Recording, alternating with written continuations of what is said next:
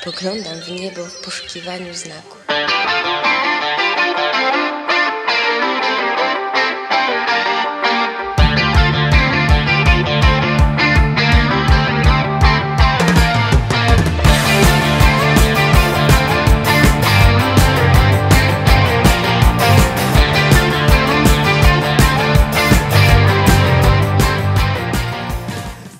Alors bonjour à toutes et à tous, bienvenue dans cette nouvelle vidéo sur le long transit de Mars en Gémeaux, donc du 20 août 2022 à 10h, je suis heure de Paris, et jusqu'au 25 mars 2023, donc un transit de 7 mois, donc un transit assez long, donc il mérite une vidéo, donc c'est pour ça qu'il y a pas mal de choses à dire. Alors que dire de ce Mars en Gémeaux? Alors Mars représente l'action, le dynamisme. Il représente beaucoup de choses, hein, bon aspect. Le mauvais aspect peut représenter par exemple l'agressivité, les colères, en général, bien d'autres choses. Alors il était en Taureau depuis quelque temps, en Taureau il était en exil, donc on voit ici le zodiaque avec Mars à 0 degré ici, alors je clique dessus, vous voyez, Mars en Gémeaux à 0 degré. Il était en Taureau, donc juste avant, en exil, donc c'était un Mars qui était beaucoup plus, si vous voulez, lent à se mouvoir, à s'émouvoir, à agir. C'est souvent un diesel, hein, on agit beaucoup moins rapidement, on va dire. C'est le signe le plus lent, hein, le taureau du zodiaque. Donc il prend son temps, il faut qu'il ressente les choses, qu'il accumule donc avant de réagir. C'est un Mars qui agit dans la matière. Et maintenant, on change de signe et là on arrive dans les Gémeaux. Les Gémeaux, un signe d'air, beaucoup plus aérien, beaucoup plus souple, mobile, léger, rapide, intellectuel. Donc là, le Mars va s'exprimer, on va dire, dans ce côté beaucoup plus léger, intellectuel. Donc, sur un plan personnel, on peut parler d'activité mentale, d'agitation, on peut avoir un sens critique, de l'ironie, de l'agressivité aussi en mauvais aspect. Alors ça peut être soit par des oppositions, des blessures d'amour-propre, il peut y avoir un besoin de variété aussi, de mouvement, de l'action, de la fantaisie, hein, aussi dans l'action. Donc attention, parce qu'au niveau verbal, comme c'est un signe de communication et d'intellectualité, on peut être un peu plus agressif dans ces domaines-là. Donc on peut avoir de l'agressivité verbale, être sujet à la polémique. Alors le pouvoir d'action, c'est plutôt cérébral, hein, au niveau intellectuel, hein. C'est un signe de raison et de logique, le Gémeaux. Donc il est souvent plus doué pour s'affirmer intellectuellement que pour s'imposer physiquement. Par exemple, comme c'était le cas, apparemment Mars en Bélier, qui est beaucoup plus réactif au niveau physique. Alors c'est pas pour ça qu'il peut pas réagir physiquement, mais c'est plutôt dans les débats d'idées, on va dire, que ça ressort, l'agressivité, l'énergie, on va dire. Alors ça peut le rendre parfois aussi susceptible, alors j'aurais dit plutôt en Mars en Taureau, on est plutôt susceptible en Taureau, mais en Gémeaux il peut y avoir ce côté au niveau des idées, des débats, donc voire de la susceptibilité. On peut être aussi plus habile en parole qu'en acte forcément, et il peut aussi, comme c'est en Gémeaux, les défauts, ça peut être sujet aussi à l'éparpillement, dispersion d'énergie, donc on est un peu tout et à la fois dispersé à faire plusieurs choses en même temps, être occupé à faire plusieurs tâches, par exemple, être sur plusieurs choses, hein. Le Gémeaux a hors de s'ennuyer, donc il aime bien faire 36 choses à la fois, peut être un peu foufou, un peu excentrique aussi, un peu fantaisiste, peut donner un peu plus d'humour, un peu acerbe, un peu plus, comment dire, un peu plus vif, un peu plus, qui rentre dedans, on va dire, entre guillemets. Donc voilà, pour résumer, donc pouvoir d'action cérébrale, on peut être ingénieux, militant aussi, affirmation de soi au niveau intellectuel, on peut avoir un don de persuasion au niveau des idées, une habileté verbale, et donc peut-être de la susceptibilité pour des questions d'amour-propre. Alors sur un plan mondial, alors ça peut être une action en rapport avec la communication, les moyens de communication, Internet, le portable, les réseaux sociaux, où il peut y avoir beaucoup de polémiques. Alors beaucoup aussi au niveau des médias, hein, donc attention par rapport à ce qui va être dit pendant ces 6 mois là, pendant cette rentrée, hein, ça commence maintenant. Attention à ce qui va être dit, surtout avec le carré de Neptune, je vais revenir dessus. Une action et des colères aussi qui peut être possible dans la jeunesse. Hein, Mars représente aussi la colère, et dans le signe des Gémeaux qui représente tout ce qui est les jeunes, hein, la jeunesse, les adolescents, collégiens, lycéens, étudiants, etc.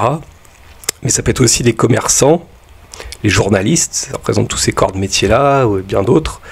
Donc il peut aussi y avoir de l'agression vis-à-vis d'eux, ou se sentir avec un besoin d'agir, par exemple faire valoir des revendications, qui est possible, hein, parce qu'on est toujours dans un carré Saturne-Uranus qui est en train de se reformer, ne l'oubliez pas, en fin d'année, donc il y a toujours ce risque de restriction, hein, qu'on nous annonce, donc je vais revenir dessus aussi.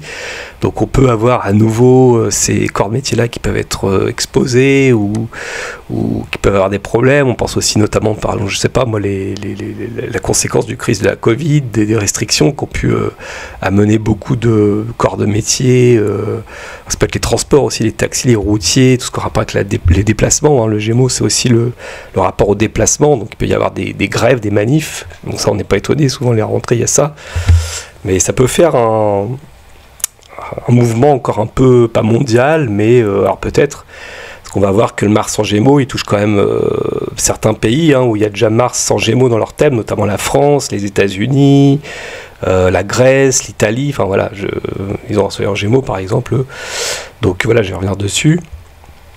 Donc on a, voilà, donc ce Mars en Gémeaux va être assez important à suivre là, donc pendant ces 7 mois, hein, jusqu'à à peu près fin mars, le 25 mars 2023. En plus le mois de mars va être très important, parce qu'il y a beaucoup de changements planétaires, de transits planétaires, avec Saturne en Poisson et Pluton en Verseau, entre autres.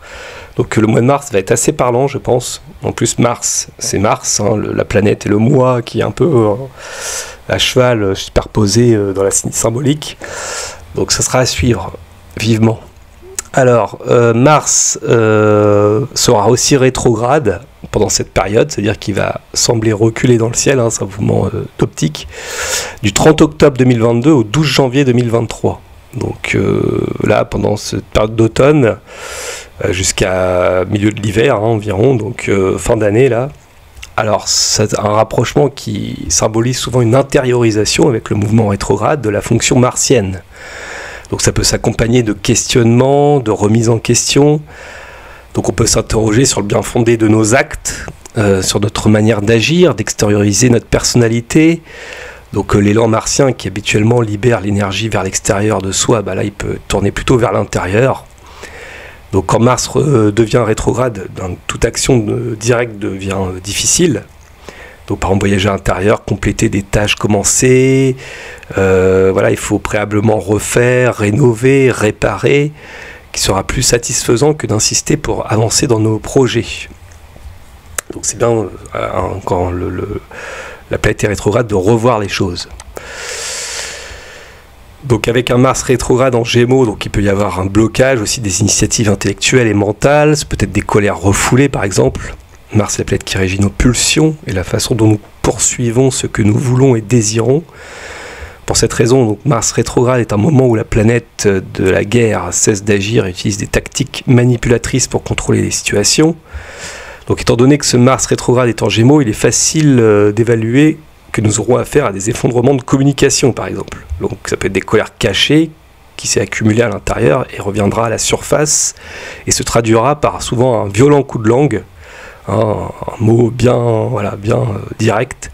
Donc les résultats peuvent par conséquent pendant ce transit être assez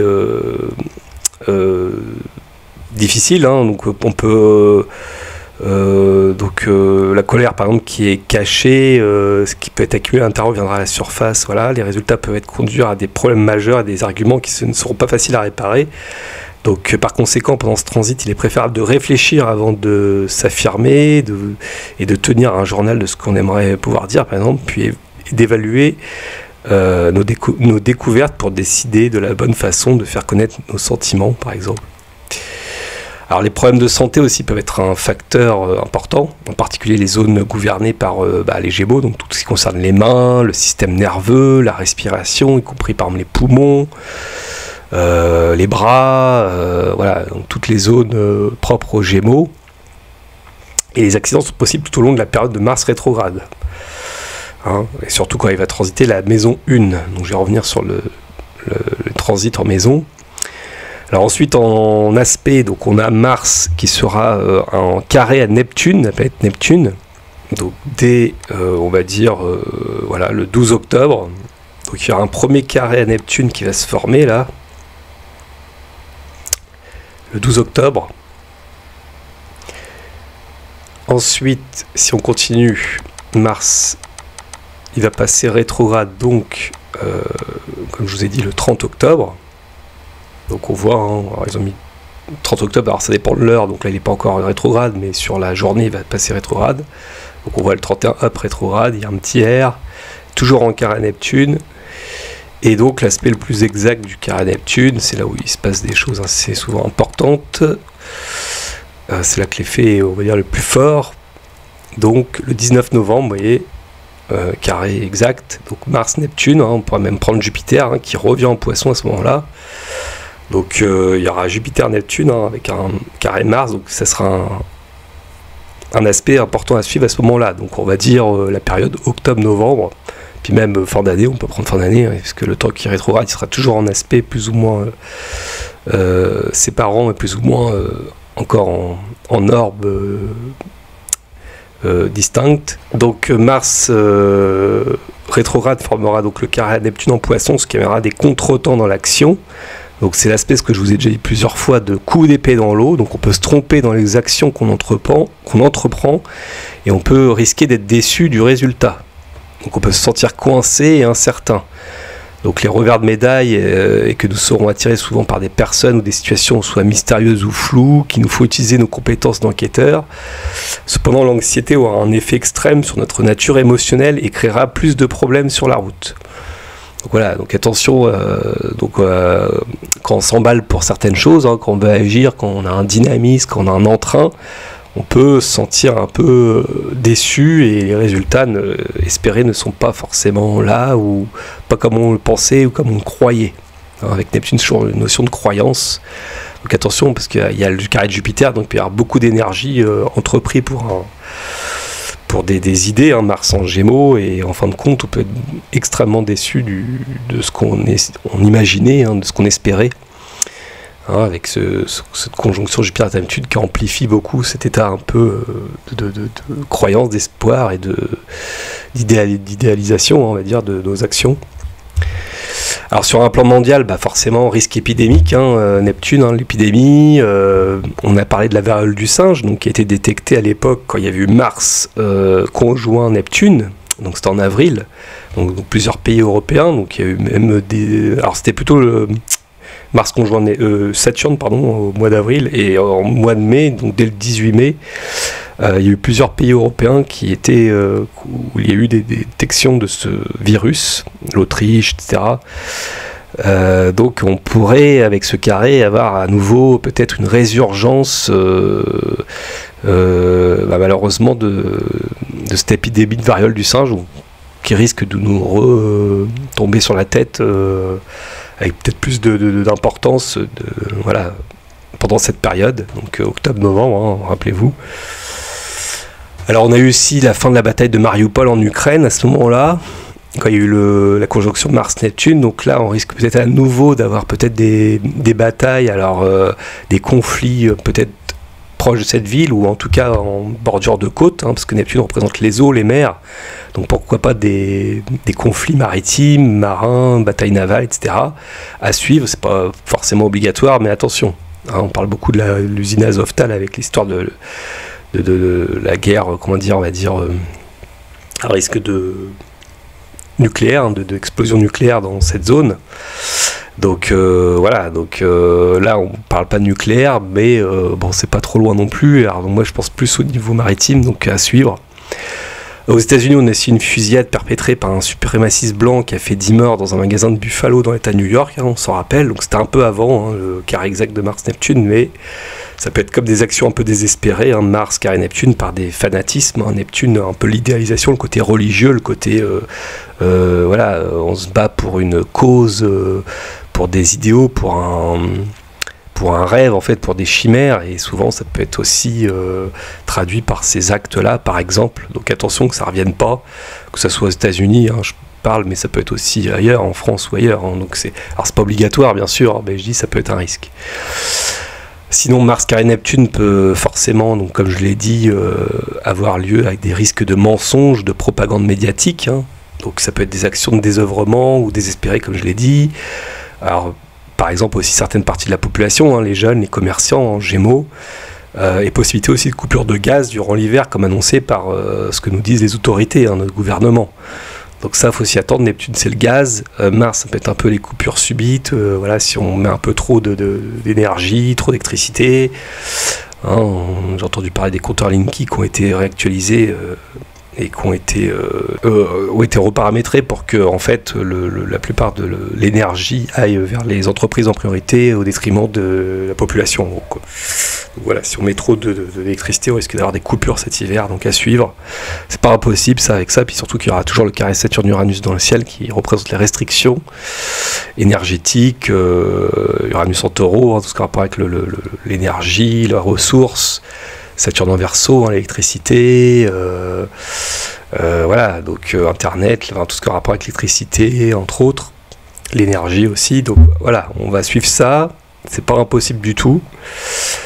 Donc le 28 novembre, on aura Mars trigone Saturne. Mars trigone Saturne, alors il va commencer même avant, 28 septembre. Donc veille de la les Saints des Archanges, le 29 septembre, la Saint-Michel, Uriel, Gabriel et Saint-Raphaël. Donc premier trigone, donc ça plutôt un aspect, vous voyez, bleu, donc trigone positif. Et donc bah, il va continuer son chemin, Mars, voilà, et après il va rétrograder comme on a vu, et il va revenir en trigone, donc à Saturne. Donc vous voyez ouais voilà, donc 28-29 novembre, voilà. Donc Mars trigone Saturne. Alors qu'est-ce que ça veut dire? Alors Mars trigone Saturne, sur le plan personnel, c'est une bonne alliance entre l'action, la raison et la durée, donc le caractère pourra être plus trempé et permettra d'affronter les orages de la vie et de faire face. Donc la persévérance sera payante et il permettra de réussir dans les entreprises à long terme. Les fondations sembleront plus solides, même si c'est temporaire. Des engagements sérieux sont possibles maintenant, même s'il peut y avoir des changements majeurs dans les termes une fois que Mars redeviendra direct. Donc, quand il reviendra direct, ça sera voilà, 12 janvier 2023. Alors, c'est dans la journée, 13 le lendemain. Voilà. Donc bon, alors c'est de manière générale, forcément, tout dépend du thème de chacun, encore une fois. Sur un plan mondial, donc ce sera le début de l'épidémie. C'était le début de l'épidémie de la variole du singe, en mois d'avril, comme je l'ai dit. Donc, alors ça peut compenser, c'est-à-dire qu'avec le carré de Neptune, c'est vrai que ça peut ressortir. Avec le trigone Saturne, ça peut tempérer, on va dire, on va dire les cas. Donc peut-être, voilà, ça va permettre aussi de ne pas avoir des explosions de cas, par exemple. C'est peut être bien encadré. Donc on a eu aussi le premier tour des élections présidentielles françaises, donc c'était le 10 avril, donc quelques jours après, 2 jours après. Donc c'était plus ou moins encore en conjonction, on va dire. Donc on peut avoir à nouveau, je sais pas moi, des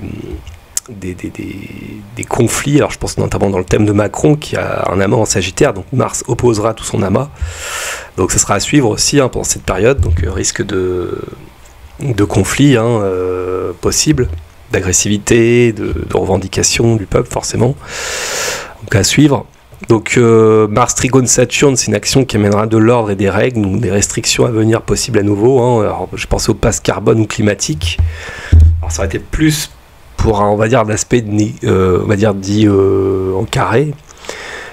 Mais attention parce que Mars trigone Saturne, c'est quand même des actions bien cadrées, bien encadrées, donc on peut penser aux militaires ou des actions policières par exemple pour l'encadrement ou le respect des règles de société, par exemple s'il y a des manifs ou autres, ou un nouveau. Mais voilà, ça peut être des indices qu'il peut y avoir quand même des revendications peut-être pendant cette période. C'est souvent le cas en automne d'ailleurs.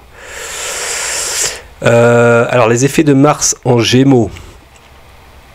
De manière générale, donc ce passage, et notamment la rétrogradation, sera plus difficile pour les signes mutables. Alors pour les signes astrologiques, alors c'est très général, on va dire pour les Gémeaux, alors en général c'est plutôt bon pour vous. Alors il faut voir selon les aspects, mais on va dire que ça donne beaucoup de dynamisme. Et par contre l'aspect de rétrogradation peut exposer, alors on dit peut-être certaines tensions ou des changements, ou avec la rétrogradation, donc il peut y avoir des phobies qui ralentiront donc alors ces signes qui risquent de ne pas trop agir. Donc le Gémeaux, Sagittaire qui aime bien agir et bouger, on va dire, seront peut-être voilà, plus ou moins pénalisés, mais on va dire Vierge, Poisson, où les aspects sont en carré, risquent d'être plus difficiles pour eux, donc risque de tension nerveuse, agressivité, donc faire attention à ce moment-là, de colère rentrée, etc. Polémique, etc. Donc la rétrogradation sera plutôt bénéfique pour les signes cardinaux fixes, hein, où le dynamisme sera leur allié, notamment on va dire les béliers, les lions, la balance et le verseau, hein, où ça forme plutôt des bons aspects de manière générale. Les autres signes, donc taureau, cancer, capricorne, scorpion, bon, voilà, c'est plutôt mitigé. Donc voilà, c'est à suivre.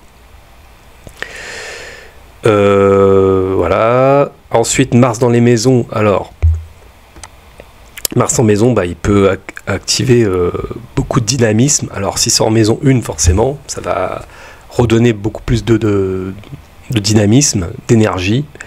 Donc, on se sent vraiment peut-être mise en action à ce moment-là, plus qu'à l'accoutumée. On peut avoir beaucoup de choses à faire, à battre. On peut être fatigué aussi plus vite, hein, selon les aspects. En maison 2, on va dire que ça peut agir sur, on va agir plutôt sur le domaine matériel et financier, donc peut-être beaucoup d'énergie qui sera mis à contribution dans ces domaines. En maison 3, bah, c'est lié aux Gémeaux en même temps, donc signes et maisons seront liés, donc beaucoup de déplacements, d'énergie peut-être et de communication, voilà, pour toutes sortes d'idées. On veut mettre en application nos idées, nos échanges, on peut avoir de l'énergie à revendre pour des proches, des cousins, des cousines, des proches, des voisins, nombreux petits déplacements effectués, etc. Des études aussi, où on a beaucoup d'énergie, peut-être de choses à mettre en application. En maison 4, c'est le domaine familial, donc le foyer, la maison, le lieu d'habitat, la famille. Donc on peut avoir beaucoup d'énergie à exprimer, hein, beaucoup en Gémeaux, donc c'est plus dans la parole, dans ces domaines-là, hein, dans ce milieu-là. Mars en 5 va parler plutôt du domaine affectif, donc le côté affectif, l'amour, les enfants, la créativité, donc beaucoup d'énergie dans ces domaines-là. On peut aussi voilà, spéculer, faire des jeux d'argent, etc. En Mars en maison 6, on va agir beaucoup dans le domaine du quotidien, du travail, pour des examens, pour des choses à régler, des choses quotidiennes, pour voilà, pour tout ce qui est en rapport avec les obligations de la vie, on va dire, de manière générale. Aussi pour la santé, les petits problèmes de santé, parfois aussi, ça peut être d'actualité, des petits examens, voilà, des choses comme ça, pas nécessairement graves, hein, vous inquiétez pas. Mars en maison 7, on va agir forcément pour les autres, dans le couple, pour les associés, tout ce qui a rapport avec l'autre, donc le conjoint, les partenaires, les collaborateurs. On peut agir dans un cadre légal, pour des règles, pour des contrats, voilà, pour la justice, pour beaucoup de choses qui ont rapport avec cette maison. Mars en 8, on va agir beaucoup dans le domaine financier aussi également, donc peut-être comment dire, tout ce qui a rapport avec les assurances, les banques, tout ce qui est les administratifs, enfin comment dire, les agents extérieurs. Ça peut être pour des héritages, on peut agir pour la sexualité aussi, pour des choses un peu occultes, un peu cachées. S'il y a des crises, des problèmes, on sera peut-être plus affecté à ce moment-là, on sera plus surmené. Le domaine psychologique peut en faire partie, hein, avec un Mars en Gémeaux, on peut avoir des problèmes un peu mentaux ou des crises un peu... voilà, donc tout dépend des aspects forcément.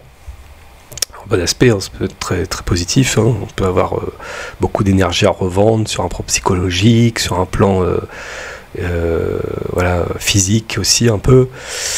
En maison 9, ça va être plutôt pour les voyages, on va agir pour des idéaux. Alors attention avec le carré de Neptune, hein, parce que ça va être un peu lié, on peut vouloir par exemple voyager en dehors des mers, mais s'il y a des restrictions à nouveau, ça peut être un peu compliqué. On peut agir aussi d'une manière studieuse, hein, pour des études supérieures, dans un cadre légal.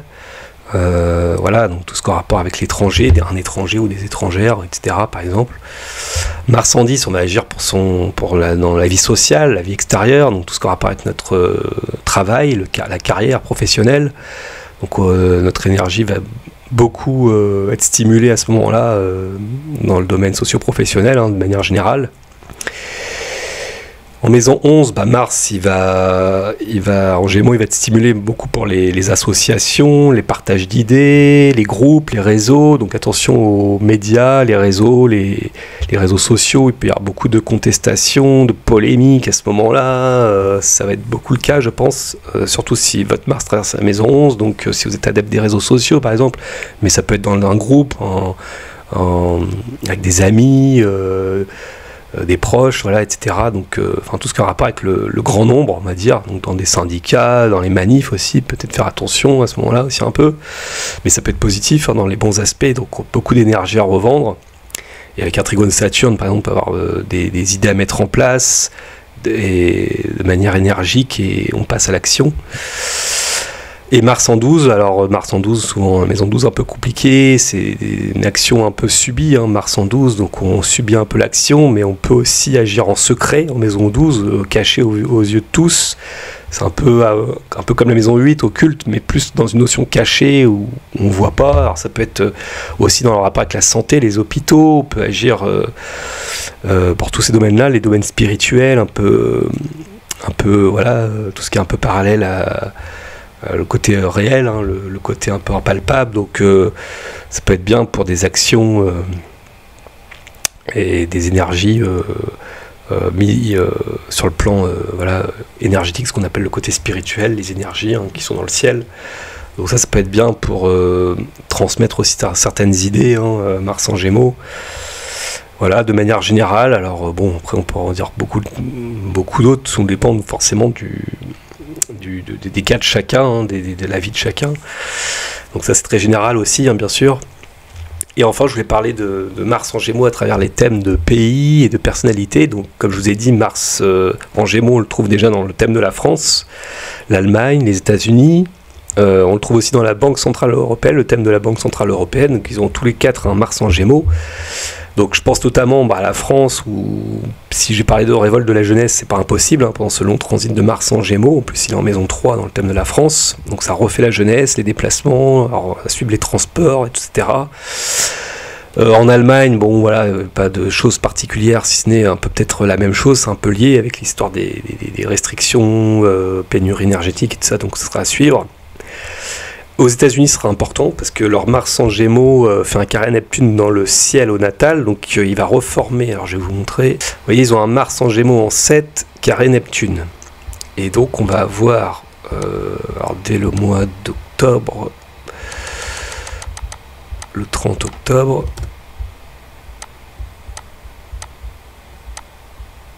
Mars, alors attendez, hop, superposé sur 2 niveaux. Voilà, donc on a Mars qui va revenir sur le Mars, il va avoir un retour martien en fait, et on voit il y a un carré Neptune dans le ciel, donc on retrouve le carré Neptune dans le ciel et natal, donc ce qui forme un T carré qui se réactive en fait, vous voyez, alors il n'est pas forcément bien affiché, là je vais essayer de reculer un peu, est-ce qu'on le voit un peu mieux là, un peu, voilà, donc là il y a, ouais, il faut imaginer en plus une opposition forcément Neptune qui est présente. Donc ça sera intéressant à suivre. Donc les États-Unis là, au mois d'octobre. Alors moi je pense beaucoup à la crise économique forcément, mais ça peut être la guerre en Ukraine, avec Taïwan. Il peut y avoir beaucoup de choses. Les tempêtes aussi, ça va être la saison aussi un peu des cyclones, entre autres. Mars en Gémeaux, c'est les vents, le courant d'air. Et avec Neptune, les eaux, bref. Et le côté aussi, moi je pense aussi alimentaire, avec l'inflation, où ça risque de faire mal. Beaucoup d'actions un peu désespérées là, de la part de la population peut-être. En tout cas, Mars en 7, ça parle des partenaires, donc ça peut être aussi des guerres, je pense toujours aux guerres... alors je sais pas pourquoi je pense à guerre maritime, mais c'est pas que ça, mais Mars-Neptune, c'est quand même une guerre bannière au-delà des océans, donc attention à cette période. Donc on va suivre fortement donc la période d'octobre, octobre-novembre, de toute façon toute cette fin d'année. Mais là, on voit Mars, voilà, il va rester là, et il va former quand même ce carré Neptune pendant un bon moment.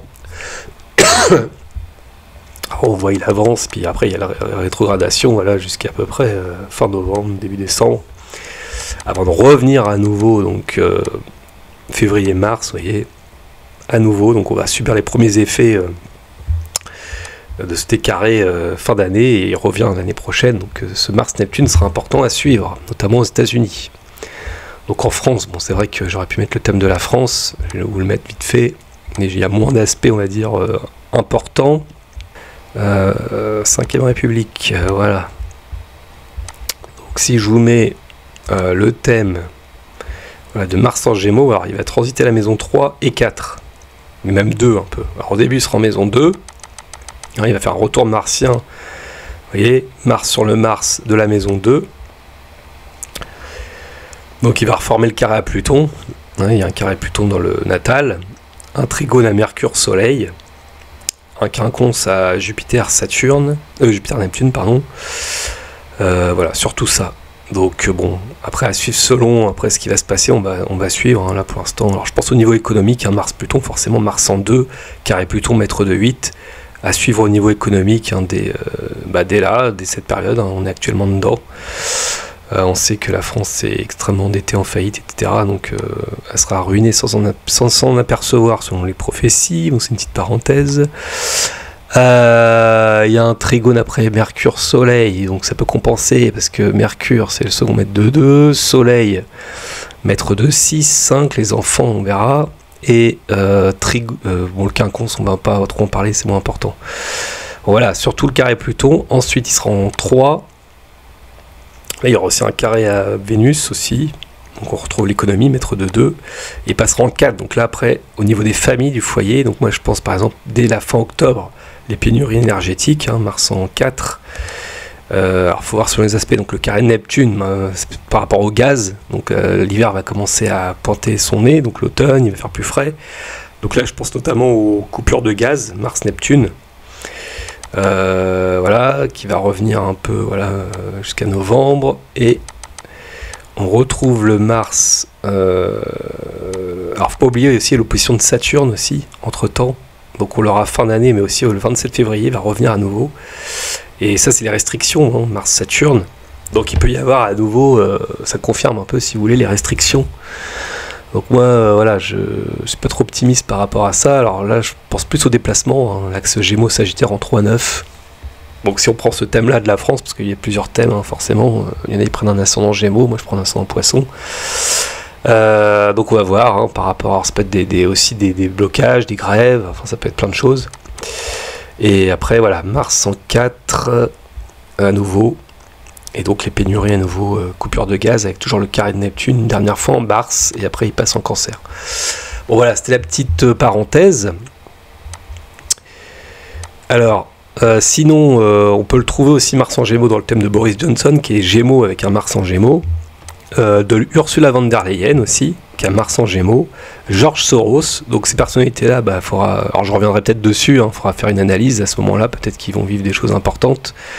Donc par rapport à l'Union Européenne, voilà, l'Angleterre, les États-Unis, George Soros, donc on va voir, hein, tout ça c'est toujours lié. Les pays aussi qui ont Soleil en Gémeaux, forcément le Mars passera dessus, donc ce sera important, notamment l'Italie, la Grèce, qui est très marquée par les Gémeaux, donc on risque d'en parler à nouveau peut-être de la Grèce. Dans le thème de Xi Jinping aussi, qui est Gémeaux, donc forcément la Chine, Boris Johnson comme je l'ai dit, mais aussi ce qui est important c'est de voir ceux qui ont Mars en Sagittaire. Donc, car ça formera une opposition, Mars en Gémeaux opposé à Mars en Sagittaire, donc je pense notamment à la Russie, qui a un amas planétaire en Sagittaire, donc je reviendrai dessus, et aussi Poutine, forcément c'est lié, qui a un Mars en Sagittaire. Donc attention, il risque d'y avoir à nouveau des conflits pendant cette période, donc on reverra à quel moment ce sera, c'est pas tout de suite. Il y a l'Espagne aussi, qui a un amas planétaire en Sagittaire, donc on risque d'entendre parler de l'Espagne. Alors que ce soit pas forcément par rapport au feu, là ce sera peut-être par rapport à des révoltes sociales par exemple, ou toujours aussi un point de vue climatique, hein, ça peut être plein de choses. Et il y a Erdogan aussi qui a un Mars en Sagittaire, donc attention, il risque d'y avoir peut-être des tensions à ce moment-là. Enfin, Soleil en Sagittaire, hein, comme Mars va opposer le Soleil en Sagittaire, donc notamment encore une fois la Russie, hein, qui est Sagittaire avec un amas en Sagittaire, et Macron, qui a un amas, comme je vous ai dit, planétaire en Sagittaire, mais il a un Mars en Lion. Mais voilà, donc ça sera à suivre. Donc je reviendrai sur ces personnalités, ces pays, car ça sera à suivre forcément pendant toute cette période jusqu'à fin mars là, 2023. Bon voilà, j'ai fait un peu le tour, hein, longue vidéo assez riche, mais il fallait en parler, hein, parce que c'est vrai que le Mars en Gémeaux est important. Voilà, donc on va suivre ça, donc voilà, donc si cette vidéo vous a plu, n'hésitez pas à liker, partager, vous abonner, comme d'habitude. Vous pouvez me consulter, et moi je vous dis à la prochaine vidéo, portez-vous bien, au revoir. I can feel